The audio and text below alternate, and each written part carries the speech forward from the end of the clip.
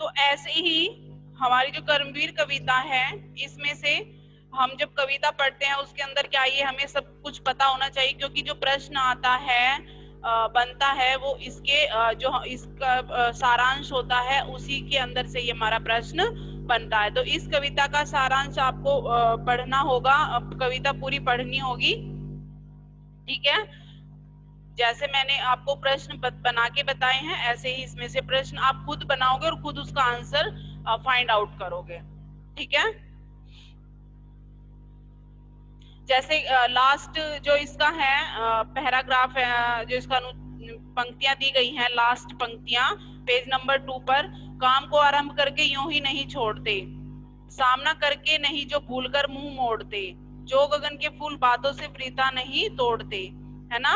तो बेकार फूल बातों से, यानी बेकार की बातें कौन नहीं करते हैं, मतलब व्यर्थ की बातें कौन नहीं करते हैं। तो कर्मवीर व्यर्थ की बातें नहीं करते हैं। या प्रश्न बन जाता है कि कर्मवीर किस प्रकार की बातों से दूर रहते हैं, किस प्रकार की बातों को नहीं अपनाते हैं, ये प्रश्न बन जाते। तो आप उसमें लिख दोगे कि कर्मवीर बेकार की व्यर्थ की बातों को नहीं, जो है उसका बेकार की बातों में नहीं रहते हैं, और ना ही बेकार की व्यर्थ की बातों को कहते हैं। ये आप सब उसमें लिख सकते हैं, ठीक है। बन गया हीरा उन्हीं के हाथ से कार्बन, या इसमें इससे पहले लाइन है, संपदा मन की करोड़ों की नहीं जो जोड़ते। तो मन में करोड़ों की संपदा कौन नहीं जोड़ते हैं, या कर्मवीर मन में क्या नहीं जोड़ते हैं, ठीक है। तो आप उसमें लिख सकते हैं कर्मवीर मन में करोड़ों की संपदा नहीं जोड़ते हैं, ठीक है। कांच को कांच को जो है उज्जवल रत्न कौन बना देते हैं, तो उसमें भी आप लिख सकते हो कर्मवीर उसमें उज्जवल रत्न बना देते हैं, कांच को भी उज्जवल रत्न बना देते हैं। उसके बाद आपके शब्दार्थ हैं विविध, विविध का होता है अर्थ विभिन्न, विघ्न, विघ्न का अर्थ होता है बाधा या अड़चन, ठीक है।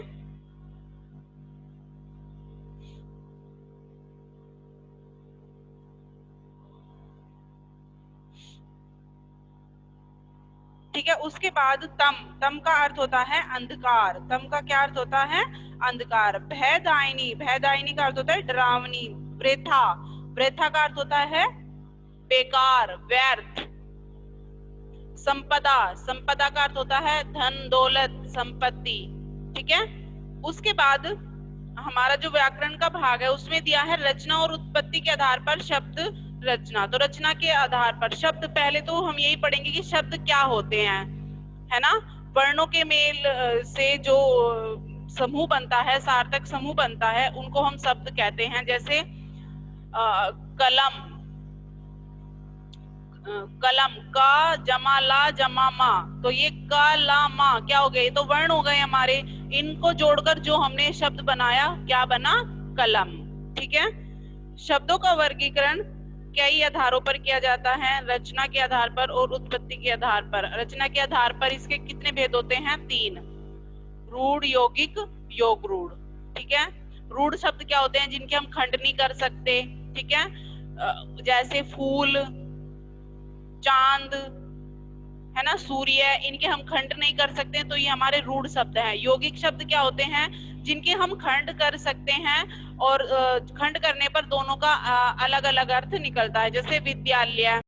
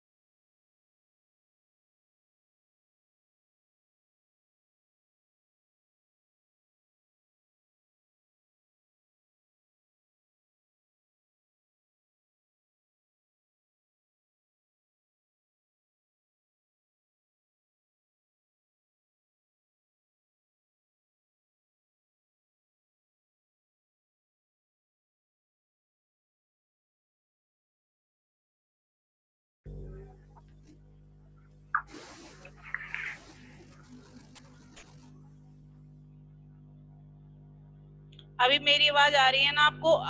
अपना कोई माइक जो है अनम्यूट नहीं करेगा, सभी म्यूट रखेंगे। तो मैं बस इतना बता रही थी कि इसके शब्दार्थ हैं, जैसे विविध का अर्थ होता है विभिन्न, विघ्न का होता है बाधा, तम का अंधकार, भयदायनी डरावनी, वृथा, वृथा का अर्थ होता है बेकार, संपदा संपत्ति। ठीक है। उसके नीचे व्याकरण का पोर्शन दिया है, उसमें दिया है रचना और उत्पत्ति के आधार पर शब्दों के भेद। रचना के आधार पर शब्दों के 3 भेद होते हैं। ठीक है। रचना के आधार पर शब्दों के 3 भेद होते हैं, रूढ़, यौगिक, योग रूढ़। रूढ़ शब्द क्या होते हैं? शब्द होते हैं जिनके हम खंड नहीं कर सकते। ठीक है।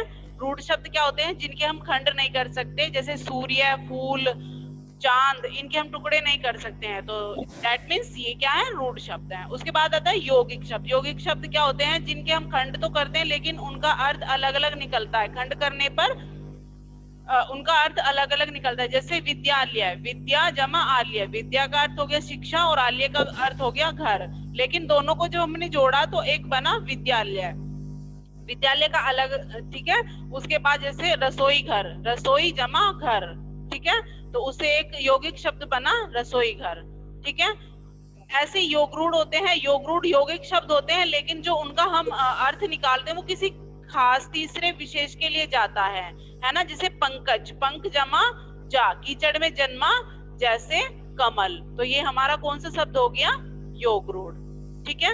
उसके बाद उत्पत्ति के आधार पर शब्द आते हैं। उत्पत्ति के आधार पर 4 तरह के शब्द होते हैं, तत्सम, तद्भव, देशज, विदेशज। तत्सम शब्द क्या होते हैं? जो संस्कृत के शब्द होते हैं उन्हें हम तत्सम शब्द कहते हैं, और जब तत्सम शब्दों को हिंदी में बदलकर लिख दिया जाता है तब उन्हें तद्भव शब्द कहते हैं। ठीक है। देशी शब्द जो हमारी आम बोलचाल की भाषा से बोले जाते हैं उन्हें हम देशी शब्द कहते हैं, और विदेशी शब्द वो होते हैं जो हमने दूसरी भाषाओं से लिए हैं। ठीक है। उसके बाद एक और शब्द आते हैं संकर शब्द। संकर शब्द क्या होते हैं? जो 2 भाषाओं से मिलकर बनते हैं।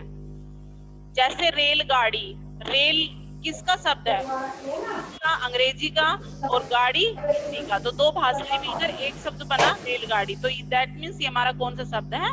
संकर शब्द। ठीक है।